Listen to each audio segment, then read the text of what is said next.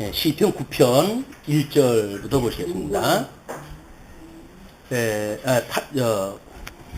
8편 1절.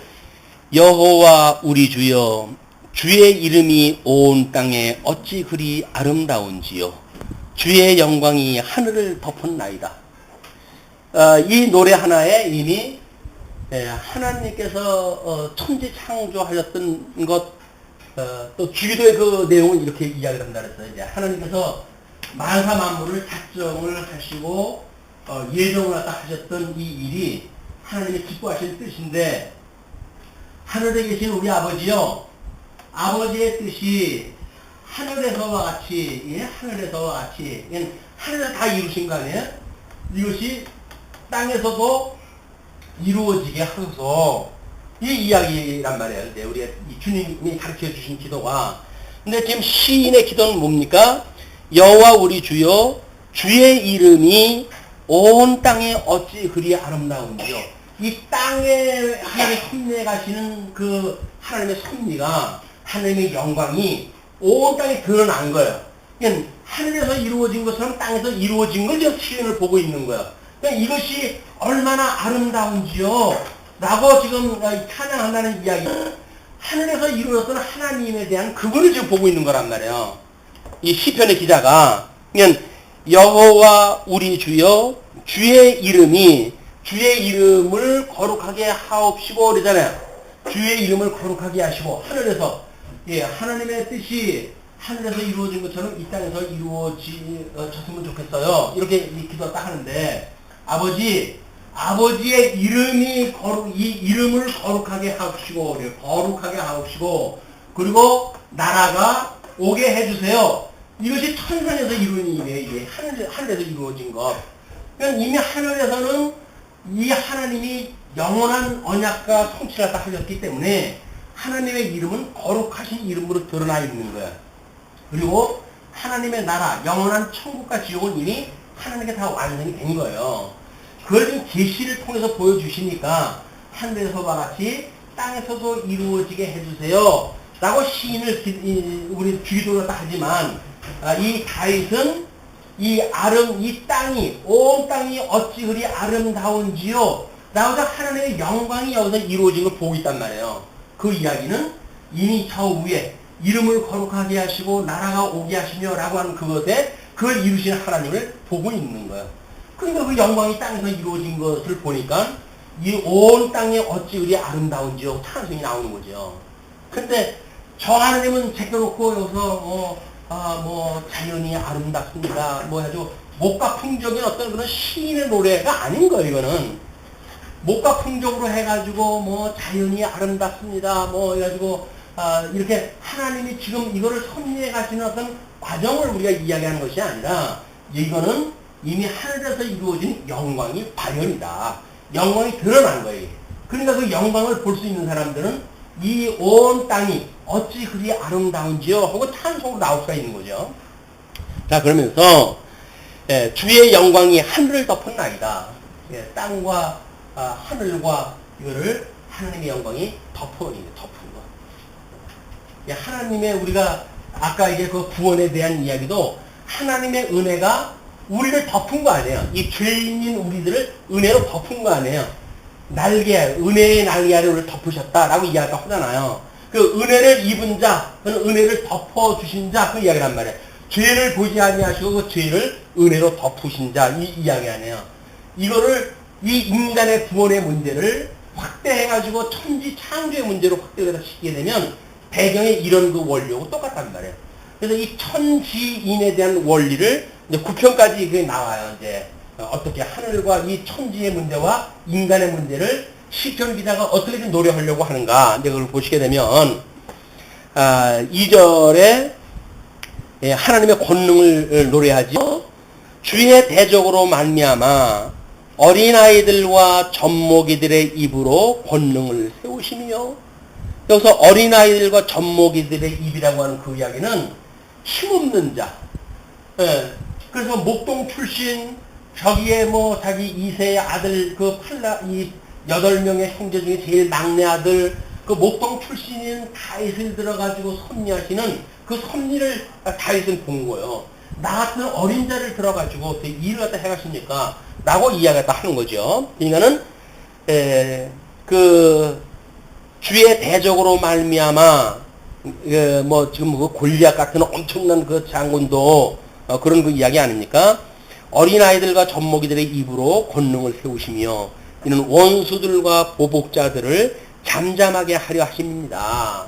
하나님은 구원받은 자가 스스로 여기서 자기에 대한 것을 이야기할 때 여기서 교만하다고 하는 그 이야기는 이게 사랑이 아니라 그러지 않았어요. 그러면 우리가 여기서 교만하지 않는다는 이야기는 뭐예요? 하나님이 어찌 나같이 부족한 자를 일을 하셨습니까? 라서 끊임없이 하나님 앞에 부족함을 인정하는 사람이 은혜를 입은 사람이란 말이에요.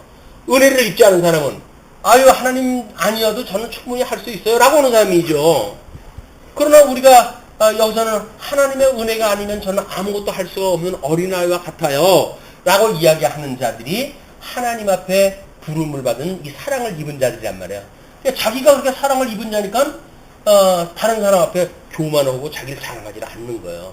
이런 그 하나님의 섭리가 여기에 그대로 이제 설명이 되어지고 있다. 그러면서 주의 잠잠하게 하려 하십니다. 그래서 하나님께서 왜 그러면 이렇게 약한 자, 병든 자, 가난한 자 이런 자들을 들어가지고 높은 자, 귀한 자, 부한 자를 하나님께서 치십니까? 그 자들을 부끄럽게 하시기 위한 거라잖아요. 인간의 그 인본주의적인 어떤 그런 생각에 철저하게 있는 사람들 이런 자들을 부끄럽게 하기 위해 가지고 이걸 하려면은 뭐 출세를 갖다 해야 돼, 뭘 하려면 건강해야 돼 해가지고 인간적인 조건을 가지고 뭐가 되어진다고 믿는 사람들 이런 사람들을 부끄럽게 하는 방법이 전혀 조건이 안 되어지는 사람들을 통해서 이루어 가신단 말이에요. 그래서 우리는 여기서 뭐가 부족하다라고 느껴지는 그런 그 일들은 조건이 되어지면 내가 만족할 수 있어요 라고 생각이 드는 것 같지만 아닙니다. 오히려 하나님께서는 이 어떤 내가 이렇게 부족하기 때문에 하나님의 은혜로 되어진 건 줄 알아요 라고 역설적으로 되어진단 말이에요. 우리는 조건이 되어지면 마땅히 하나님 감사합니다 해서 이제는 뭐 주의 일을 내가 열심히 할 수 있겠군요 라고 해갈 것 같지만 그렇지 않아요. 우리가 이렇게 자기의 부족함을 느끼지 않는 사람들은 하나님의 은혜가 필요하지 않아요. 우리가 이 지족함을 안다는 이야기는 아니 나같이 부족한 자를 하나님께서 어떻게 이 은혜 안에 두셨어요 라고 하면 만사가 이게 은혜로 넘치는 거예요. 그게 족한 거예요 이게. 근데 뭐가 부족하다고 느껴지게 되면 아니 하나님 제가 이렇게 능력도 있고 그런 날 갖다가 여건 안 줘가지고 주의 일 못하게 하시는 겁니까? 뭡니까? 이래가지고 지금 하나님한테 항의하는 거 아니겠어요? 그건 주제 파악이 안 된 거다. 철저하게 우리는 하나님 앞에 부족을 인정하고 그래서 나의 어린 것을 약한 것을 고백할 때 했을 때 오히려 이것이 부요로움을 주어져 가지고 하나님 앞에 스스로 부요함을 느끼게 되어진다. 예수 그리스도 한 번만으로 부요함을 느끼게 되어진단 말이에요. 왜? 그분의 은혜로 우리가 살아가는 거니까. 자 그러면서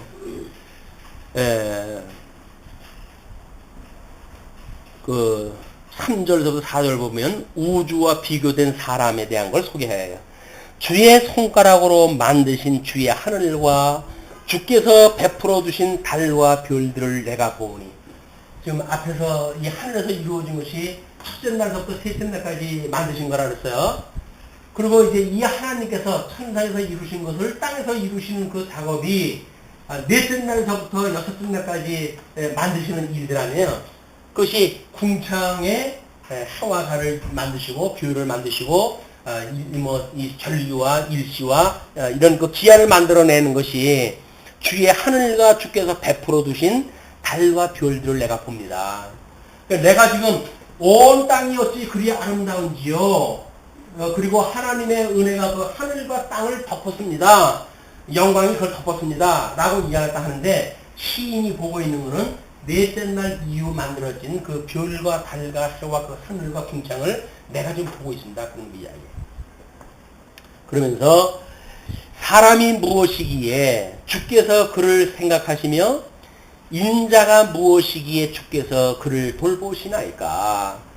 하나님이 이 어마어마한 이걸 갖다가 지으신 하나님께서 사람이 무엇이기에 주께서 그를 생각하시며 인자도 마찬가지로 사람이에요. 그 인자가 무엇이기에 주께서 그를 돌보십니까? 만물의 영장을 만들어 가지고 하나님께 양대 언약을 주시고 그 양대 언약을 통해서 하나님의 섭리를 깨닫게 하시는 그 일을 하십니까? 그 이야기 아니겠어요? 그러면은 지금 시인이 앞에서 작정하셨던 뜻을 이루는 것을 찬송했다고 한다면 지금은 예정을 이루시는 하나님에 대한 찬송을 지금 하는 거겠죠.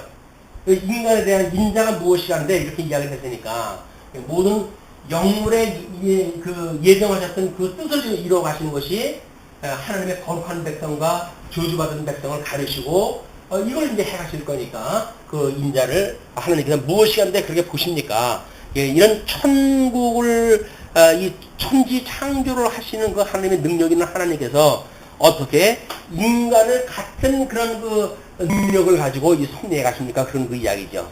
그래서 그 교재에 보시게 되면 우주와 인간의 구조적 관계라고 해가지고 도표를 갖다 하나 소개해 드렸죠. 하나는 이제 삼층천이라고 이렇게 이야기를 했어요. 우리가 이제 하나님의 보좌라고 보통 표현을 다 하고, 그 다음에 이 땅은 하나님의 발등상이다 이렇게 이야기를 하잖아요.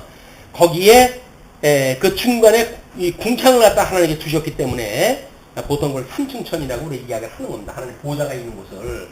그거를 계시로 보여줬을 때 보게 되면 우리 실제적으로 아담에게 언약하셨던 그 에덴 동산이 있는데 거기서 내어 쫓고 그리고 천년왕국을 바로 회복해 주시는 것이 아니라 주님의 몸된 교회를 통해서 이제 보여주잖아요. 그것이 우리 믿음의 공간이라고 하는 것입니다. 주님의 몸된 교회는 택자와 불택자가 공히 살고 있지만 그것에는 믿음의 영역을 가지고 있는 사람들이 살아가는 것. 그것이 가시적인 교회란 말이에요. 그래서 세속과 그 다음에 회복되어진 천국과 그 사이를 교회로 놓은 거예요. 그 다음에 이제 구약 성경에서는 약속의 땅 가나안 땅을 이야기를 하시고 그 다음에 애굽의 종로로 했던 애굽을 이야기를 하시고 그 애굽에서 출애굽을 시켰던 광야를 이야기를 하잖아요. 그 세 가지의 원리가 천지의 원리나 그 다음에 주님의 몸된 교회의 원리나 그리고 이스라엘의 그런 그 모형적인 국가의 원리나 거기서 인간도 영과 육으로 지음을 받았는데 그 마음의 영역이 그 이야기예요. 영과 하나님께서 흙으로 사람을 만드시고 그렇죠? 흙으로 사람을 만드시고 그 코에 생기를 불어넣으시니 뭐가 되었다고요? 그 생명이 됐다 그랬단 말이에요. 생명이. 사람은 흙과 영으로 만들어진 거예요. 근데 흙과 영으로 만들어졌는데 하나님께서 이 흙과 영이라고 하는 두 요소를 마음이라고 하는 걸로 묶어주셨어요. 마음으로. 이 마음은 우리들의 이 어떤 육적인 감각 기능을 가지고 있는 정의 부분이나 또는 영으로 붙어져 있는 어떤 이성적 기능을 가지고 있는 이 지적 관계거나 또는 마음의 어떤 의지를 갖다 결단할 수 있는 이런 그 마음으로 세 가지 요소를 가지고 있는 마음으로 우리 주셨다. 그래서 이걸 지정의라고 하는 인격을 이야기하는 거예요. 근데 그 사람들은 영이라고 하는 부분을 모르니까 그냥 마음의 지정의를 이야기를 하지만 우리 기독교에서는 영 부분이 있기 때문에 영과 그 다음에 이 지 부분과 그 다음에 의지가 가지고 있는 이 신 부분과 그 다음에 이 감정 부분과 적성 부분의 다섯 가지로 인격을 나눈다. 이렇게 이제 우리 공부를 했어요. 그런데 하나님께서 에덴 동산에다가 이제 이 아담을 넣어주었는데 이 뱀의 유혹을 따라가지고 이가 내쫓겼잖아요. 그때의 상태를 로마서 1장 그 21절 이후에 뭐라고 설명을 하냐면 그를 하나님께서 상실한 마음대로 내어버려 두었고 그리고 그를 더러움에 이 어두움에 내어버려 두었고 그리고 더러움에 내어버려 두었고 이렇게 이야기를 해요. 그러니까 우리들의 이 영이 하나님의 빛 대신 하나님하고 함께 살려고 한다면 빛에 가야 되는데 우리를 어두움에 내어버렸단 말이에요. 어두움의 권세를 우리를 내어버려 두었어요. 그래서 우리들의 모든 생각 세계는 어두울 수밖에 없어요. 이게 우준하게 우리를 두었다는 우준하다고 하는 건 바보처럼 만들어놨다고 이야기를 했어요. 그러니까 우리들의 이 지성은 우준하게 되어진 거예요. 타락한 이유로는. 근데 우리는 거의 우준한 생각을 가지고 뭐 철학을 만들고 학문 세계를 만들고 해가지고 자기네들의 자랑을 하지만 하나님께서는 이미 우준한 것을 우리를 버려둔 거란 말이에요. 일반적인 학문으로부터 철학을 연구하고 학문을 연구하는 사람들이 지혜가 있는 것 같지만 그건 지혜가 아니라 우준한 사람들이 만들어낸 해 아래에 미련한 일들이다. 그런 거 이야기예요. 그리고 상실한 마음을 갖다 두어가지고 우리 마음이 하나님하고 한 마음이 돼야 되는데 하나님을 잃어버린 마음에 우리를 내어버린 거예요. 그러니까 하나님의 뜻이 무엇인가를 깨달을 수가 없어요. 이 깨달을 수가 없기 때문에 하나님께서는 이제 우리들의 이 마음을 돌이켜서 그걸 우리 회개라고 했어요. 마음을 돌이켜서 하나님을 바라볼 수 있게 했을 때 이걸 회개된 마음이라고 그러지 않았어요.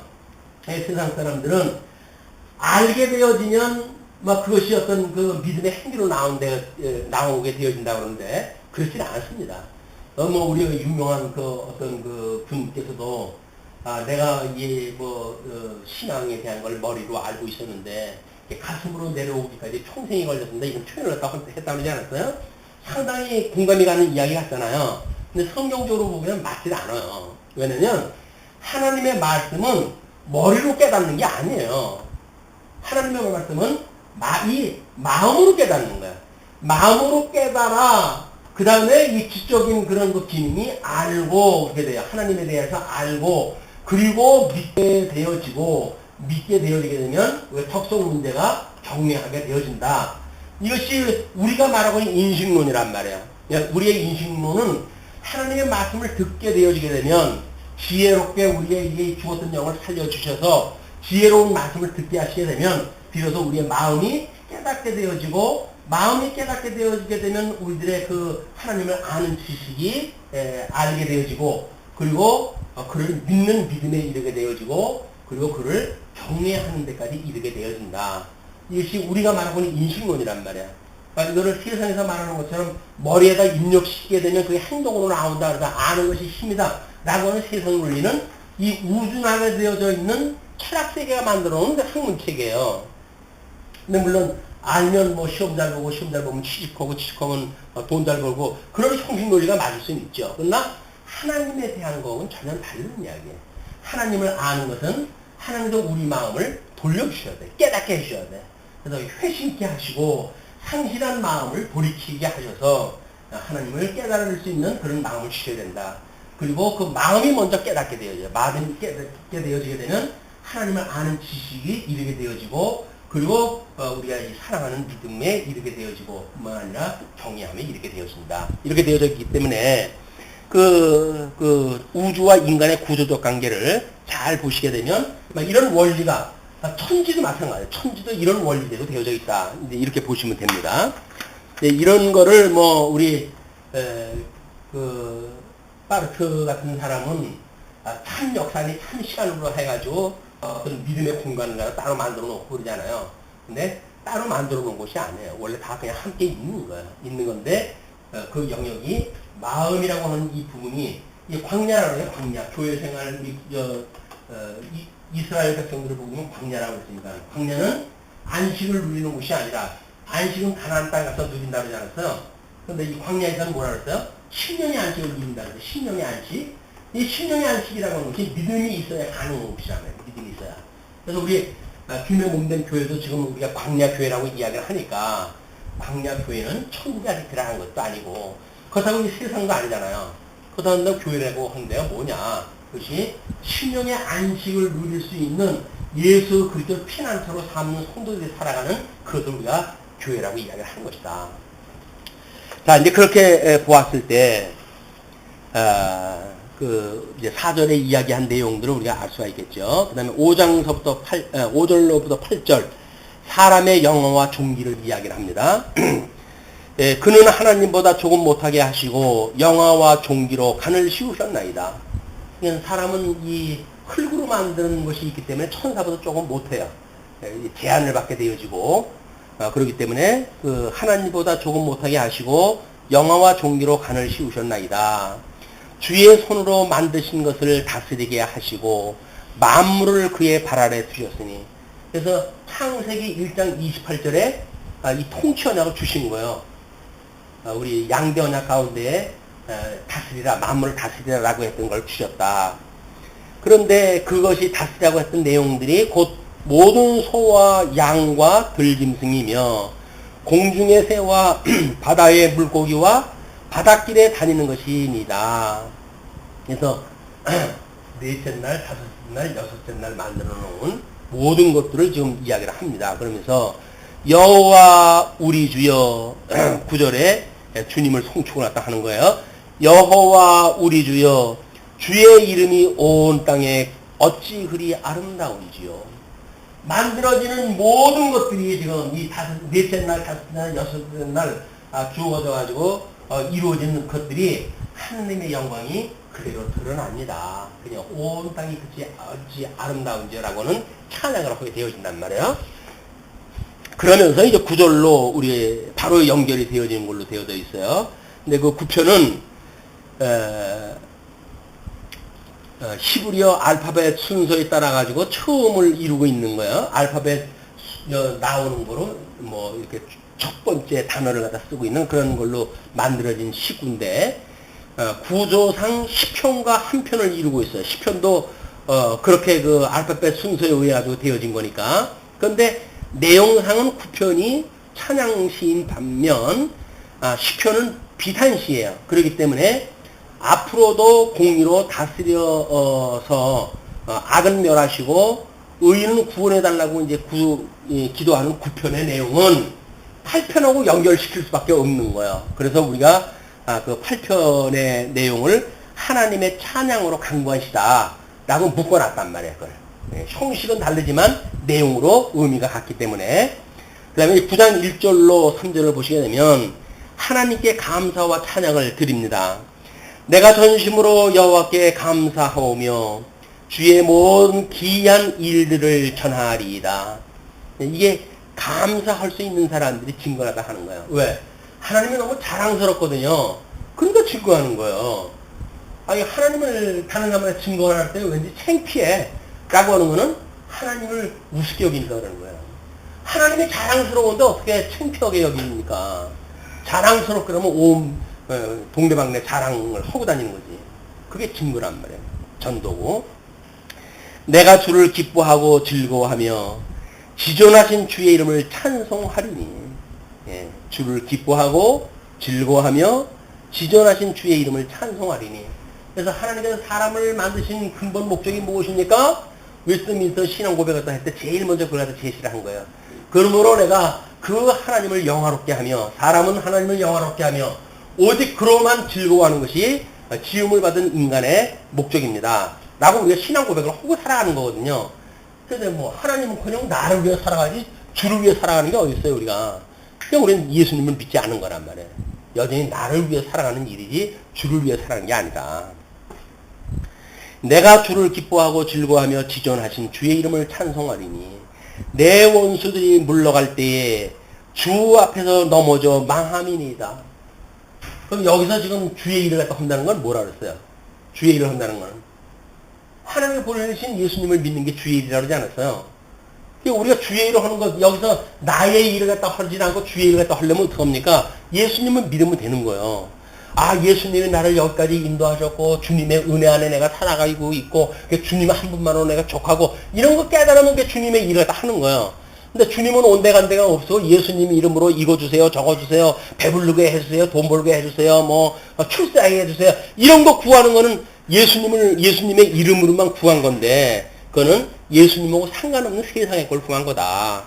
우리 예수님으로 기뻐하고 즐거워하는 그런 일들은 주님의 예수가 그리스도라고 하는 사실을 우리가 증거하는 일, 주님의 몸된 교회를 생활을 통해서 어떻게 우리 하나님을 영화롭게 하는지 그런 그 일들이 예수님을 믿는 일이고 그 예수님 믿는 일이 하나님의 일을 갖다 하는 것이다. 그러면서 내 원수들이 물러갈 때에 주 앞에서 넘어져 망함이니이다.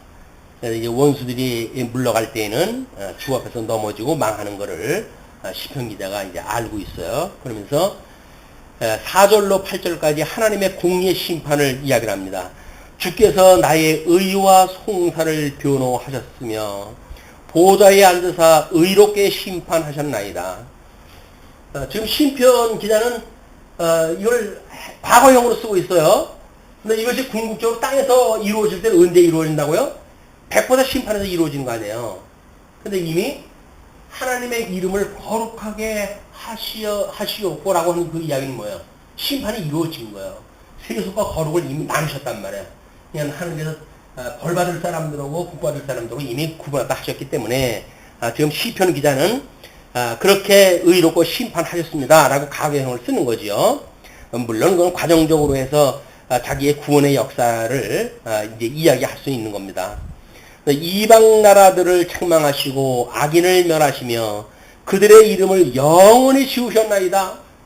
그 영원히 지우셨나이다가 나중에 이제 나타나요. 물론 이스라엘 역사에서는 제국의 어떤 멸망으로 해서 나타나기도 하겠죠. 궁극적으로는 불심판으로 해서 다 태워버리고 없애버리고 마친다.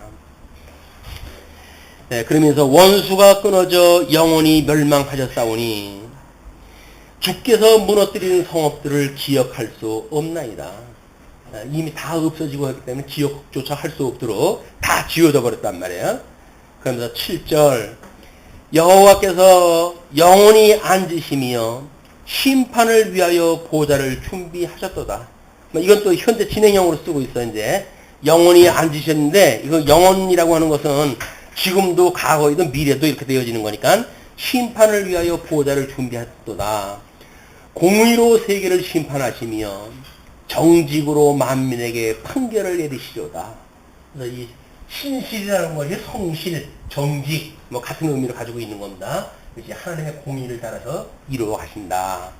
다음에 9절로 12절까지 피난처 되시는 주를 찬양을 했다 하지요. 여호와는 압제를 당하는 자의 요새이시요 환난 때의 요새이시로다. 우리가 여기서 음부의 권세가 무너뜨리지 못하는 교회를 세우신다고 그랬으니까 주님의 몸된 그 교회는 끊임없이 예수 그리스도 요새인 거예요. 이분이 요새이다. 주의 이름을 아는 자는 주를 의지하오리니 이는 주를 찾는 자들을 버리지 아니하십니다. 주님께서 우리를 견인해 가시는 이분인 줄 알게 되어지게 되면 주님의 몸된 교회는 음부의 권세가 끊임없이 공격을 하지만 주님께서는 이 교회를 지키십니다. 라고 하는 믿음을 가지고 우리가 신앙생활을 하게 되어지는 거다. 그러니 너희는 시온에 계신 여호와를 찬송하며 그의 행사를 백성 중에 선포할지어다. 시온에 계시는 여호와, 거기에는 성전이 있고 지성소에는 법궤가 있고 하나님의 이름을 두신 곳이란 말이에요. 만사를 언약대로 이루시는 여호와의 이름을 두신 곳. 그러니 그 여호와를 찬송하고 그의 행사를 백성 중에 선포할지어다. 피 흘림을 신문하시는 이가 그들을 기억하시며 가난한 자의 부르짖음을 잊지 아니하시도다. 그래서 힘없고 우리가 그래서 여기서 눈물을 흘리는 시간이 있을지라도 하나님께서 우리의 눈물을 다 기억을 하십니다. 우리의 아픈 고백을 다 우리 하나님 들어주신다는 거죠. 예, 그러면서 이제 13절부터 14절 긍휼함 받기를 기도를 딱 합니다. 여호와여 내게 은혜를 베푸소서. 나를 사망의 문에서 일으키시는 주여 나를 미워하는 자에게서 받는 나의 고통을 보소서. 사망의 문에서 일으키시는 주라 그래요. 문턱에서 꺼져갈 듯 그럴 때 아주 넘어지지 아니하고 아주 끄지 아니하시고 우리 구원하다 하시는. 그래서 결코 택한 백성들은 우리 하나님께서 버리지겠다 않는다고 하는 믿음이 우리들의 믿음인 거예요. 우리 주님께서는 피하지 못할 시험을 주시지 아니하시고 그리고 시험을 주시면 피할 길을 주신다고 그랬어요. 그게 우리 믿음이란 말이에요.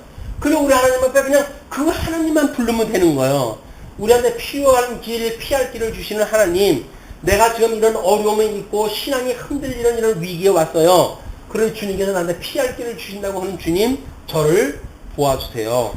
라고 했을 때 주님께서 그래 내가 너와 함께 있어. 너는 염려하지 마라. 걱정하지 마라. 담대하라. 내가 너와 함께 할 것이야. 임마누엘이라고 내가 그러지 않았니? 라고 하는 그 주님이 기억을 했다 할 때 이 위기 속에 나 혼자 있는지를 알았더니 주님께서 나와 함께 하시고 사망 권세를 이기시고 부활했던 주님이 나를 지금 붙들고 계시구나. 라고 해서 사망의 문턱에서 우리를 일으키는 주를 만나게 되어진단 말이에요.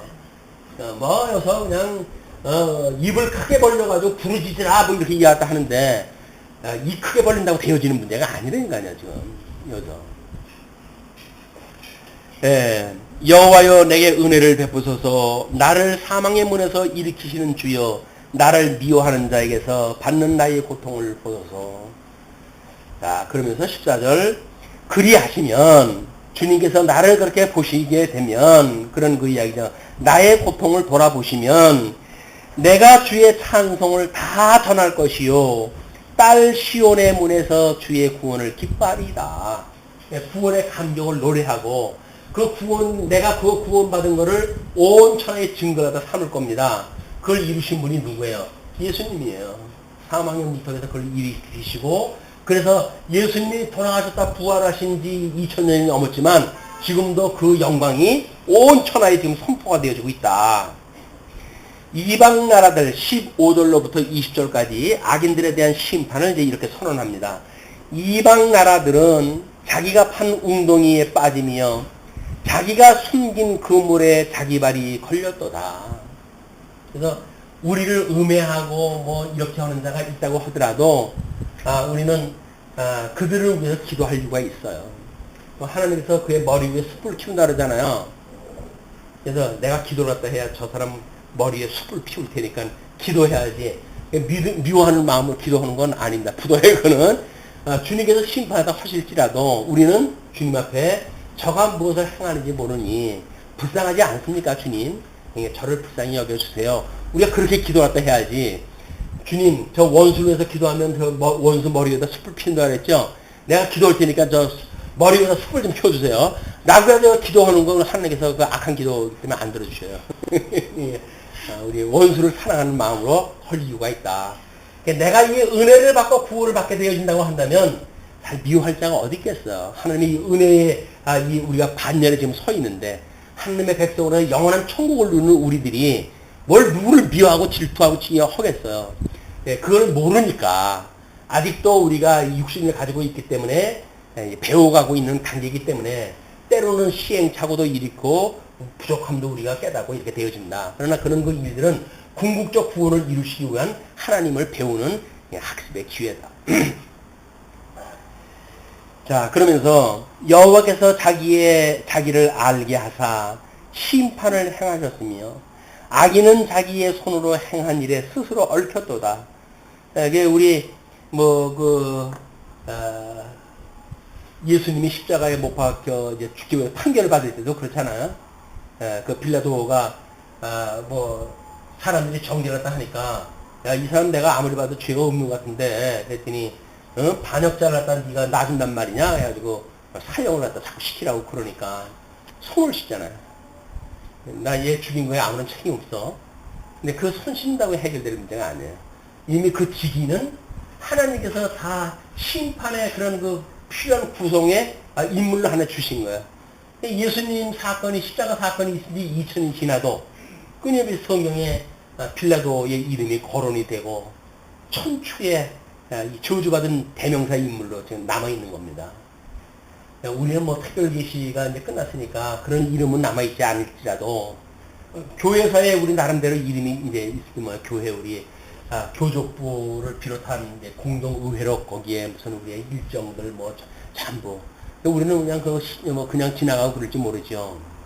그러나 만약 이제 10년사, 20년사를 누가 후대에 그걸 저술을 하려고 한다면 그걸 작성하신 분이 20년 기록을 다 들여다봅니다. 그래가지고 이분은 어떻게 했고 이분은 어떻게 했고 이런 것들이 기록에 다 나와져 있어요. 조사하면 다 나와요. 이분은 예배 시간에 잘 나오지 않았고 이분은 어떻게 했고 하는 신앙생활에 전반적인 거 다 나오거든요. 그것이 20년사의 기록으로 이제 하나로 또 이렇게 매듭이 나올 거거든요.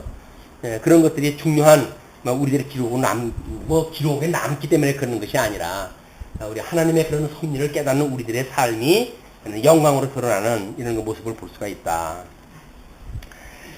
그래서 거의 히카리온 셀라 이렇게 이야기하는데 그게 옥타브를 변화시키는 어떤 그런 그 내용이라고 그럽니다. 음악적 표현입니다. 악인들이 스월로 돌아가며 하나님을 잊어버린 모든 이방 나라들이 그러하리로다. 그래서 결국은 악인들은 지옥으로 가게 되어집니다. 그리고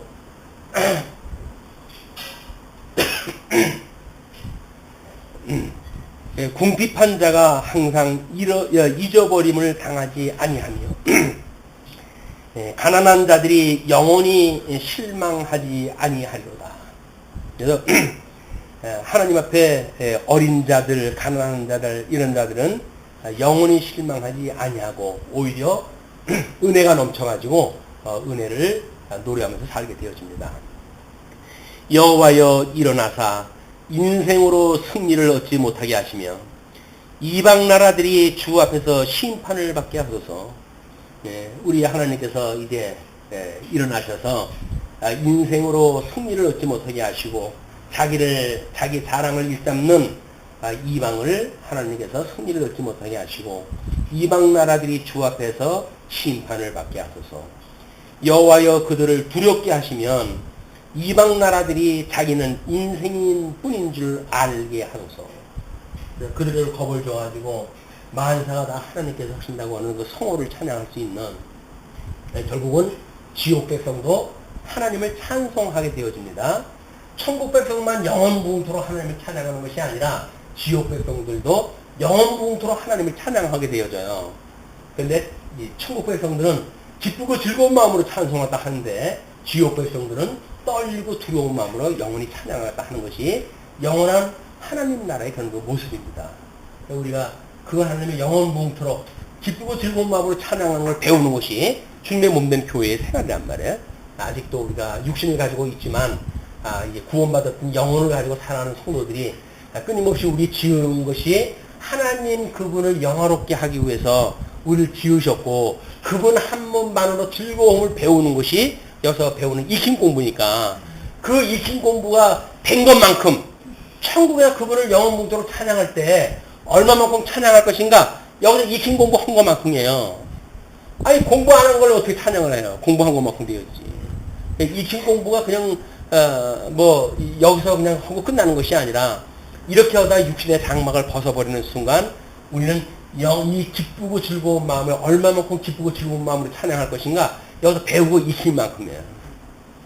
우리 잘 익힌 공부를 갖다 해가지고 하나님의 그 성원을 영원부흥토록 찬양하는 그런 우리 천국에서 만나시기를 빌면서 말씀드리죠.